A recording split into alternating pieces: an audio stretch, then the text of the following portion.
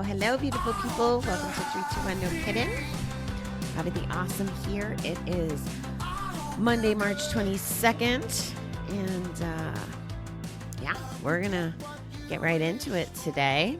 I had a really good day yesterday. Very productive. 2 walks. I love that the weather is breaking.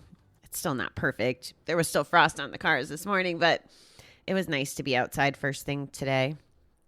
So on today's calendar, we have this quote: a positive thinker sees the invisible, feels the intangible, and achieves the impossible. A positive thinker, not a negative one. It's pretty interesting. I think that for me, what that quote means is my whole vision of 321 and what the recovery playgrounds look like down the road. And it definitely feels invisible and intangible at the moment. And hopefully I'll continue on this trek and overcome it being the impossible. We got a long way to go, but it's coming. Anyway, from our daily body, mind, spirit reading. Oh, here comes a fun name that we know that I will mess up. Prince Peter Alexievich Kropotkin says, mutual aid is much, wow, I thought I was going to mess up the name, not the easy words. Mutual aid is as much a law of animal life as mutual struggle. Admitting when we need help can be so hard sometimes, especially if we let our egos get in the way. No matter how huge the problem, we think we have to solve it alone. Yet, no matter how different we feel, someone asks us for help. We find great joy in supporting other people. When someone needs us, we find vast resources of patience and time. So next time we hesitate to lean on another for support, we can remember how good it feels to help someone else. That can be our gift to others, letting them have the great feeling that comes from giving of oneself to another. We all rely on each other for strength, comfort, and support. So now it's our turn to turn to our higher power and to our friends and loved ones. Today, we can be human and vulnerable. Today, we can admit we need help. Today, let me put my ego aside and ask for what I need. Let me be gracious to those who want to help me. So this morning, well, I guess this started yesterday, the ladies that I'm writing the book with, or we're writing the book together,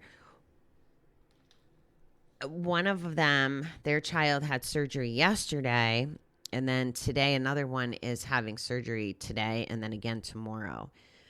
And one of the things that is in this environment, even though it's not a recovery environment, if there's something going on, if people's family members or friends are sick, or if the people themselves are dealing with something, they put it in our group chat and, hey, can you send me some prayers? Can you send me some healing vibes? And of course, everyone does, or says they're doing, or offers words of comfort. And it's a beautiful thing to have a community that you can feel safe asking for help in, and then also feel loved and supported when you get the help. With recovery, that is the case. It's almost a given. It's a given in GA where you know the expectation, or at least the old school, right? Getting the phone card. I don't know if many people still use the phone card. I guess it depends on where you are. And because we've gone so much Zooming and technology is immersing, I imagine more people are using technology and having like an automated phone list or maybe an email list. But that's not the point. The point is the culture of being able to ask for help is one that's embedded in 12-step. It's embedded into the alcohol-free community I'm in. It's embedded into the center. And it's okay. It's not a sign of weakness to ask for help. It's just not. It is recognizing that we don't have power and control, and maybe not even all the skills or resources to tackle every single problem alone. So if you're ever feeling that way, like you're alone or that you can't ask for help, let me just put it out there that those things are just a very blanket starter. I imagine that most people have people in their lives that if they asked for help, they could get it. I think of this is dark, but I think about all those people that have committed suicide because of gambling addiction and because of all the pain and loss and everything that goes with it and the hopelessness and not feeling like they could ask for help. When in reality, I'm pretty sure that if you asked anyone who's ever lost someone to suicide, would you have helped the person? Hands down, they're going to say yes, absolutely. And they're going to have wanted to help.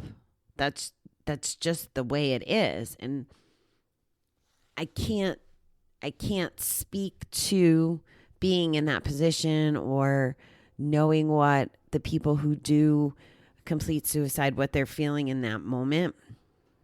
But what can we do daily to try to help people not get in that moment and feel that hopeless? Like, are we showing up in the world? Are we approachable? Are we kind? Are we setting good examples? Those are things that we can do so that people know they can ask for help, which is, I think it calls it a gift here. This can be our gift to others. When we do help, there's this feeling, I don't know if it's, one of those scientific things, getting the endorphins or the dopamine or whatever the case is. But there's this feeling that's warm and fuzzy, for lack of a better word. And it helps us grow as individuals and people. And when we talk about being in the rooms as being of service, it feels good. So it helps us by helping other people. It doesn't have to be monetarily. It could be just listening or just picking up the phone or just spending 5 minutes after a meeting having a conversation or sending a text to let somebody know that you're thinking of them. There's so many different options on offering help and letting people know that they're cared for, that you care. And there's also a lot of people out there that are willing to help you if you need help. Admitting we need it is the hardest if we let our egos get in the way. That's what the first line says. As I reread this, one of the biggest reminders in here is that we're taking away that gift of asking. We're taking that gift away from someone else if we don't ask for help. That gift of that warm, fuzzy feeling when they get to help us. And also, it could just be dangerous to not ask for help. We can't do everything alone. I can't tell you how many times I've asked for help the last 4 years. I've never really thought about it before, and I've actually had to kind of force myself. I don't know if it was ego or it's the world that I'm living in now, but there's days that I need help. There's things that now that I'm on this business venture, I need help. So all of that is changing for me. But if I don't ask and something happens because I didn't ask, I know the people who care about me and the people around me are going to be bothered that I didn't ask for help, especially if they could help me. So it's a mindset. Don't be too proud to ask for help when you need it. And make sure that when you can and are able to do whatever help or give back, you can do as well. Because it does feel really good. It helps our insides when we're able to give. All right, beautiful people. I hope that you guys have a great week, great start to the week, and I will talk to you soon. Thanks.